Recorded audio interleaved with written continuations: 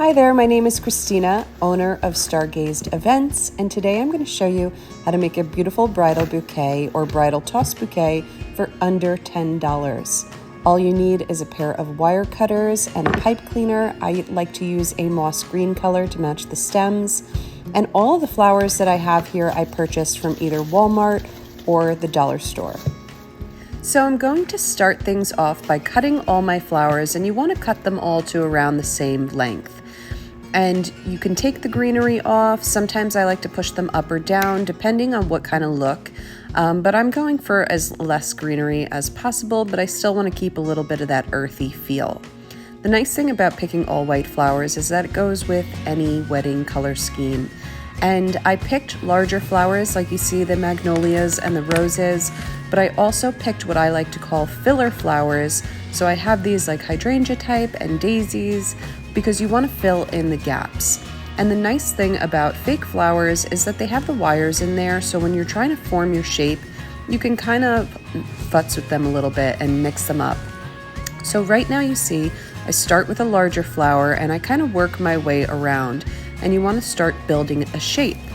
The best way to do this when you're making your own bouquet is by looking in a mirror. So in this video I'm looking at my phone, but I kept checking the shape because you want a rounded look and you want it to be even. You want the flowers to be variety. You don't want, too many of the same flowers in the same place.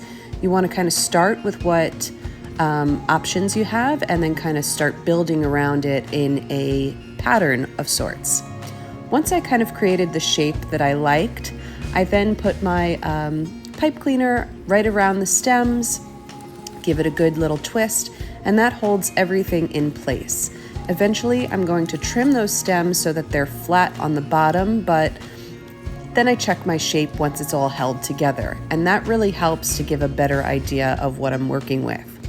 I decided I wanted a little more dimension, so I added these other filler flowers that I had, and I just thought it gave it a nice little pop. Then you have some flowers that are up, down, hidden, and I trimmed all my stems so that they are the same length once I wrap it with ribbon. When it comes to ribbon choices, I have either silk ribbon or chiffon, but I'm going with this nice chiffon ribbon because it's a flowy look. And then I seal it in with two white pins. You could use hot glue to really hold down that ribbon so that it doesn't open up on you. But for right now, all I needed was the pins. And I think overall, it depends on what you're looking for, but I like having a variety of flowers because it adds different textures. And the chiffon is really delicate and elegant, and I had an extra piece. So I decided with the extra piece to wrap it around the top and create a bow to give it that flowy bohemian look. And I just think that this is coming out so beautiful. Oftentimes weddings nowadays can get very, very expensive, and it can be hard to DIY everything, but this is something simple that you can DIY.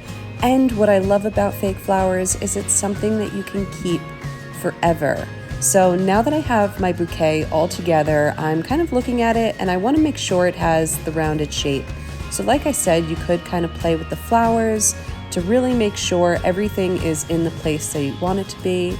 As you can see, the greenery on the bottom really gives it a beautiful touch. And voila! In about 10 minutes or so, you can have the perfect bridal DIY toss bouquet. I hope you love it, and if you want to find more inspiration, follow me on Instagram.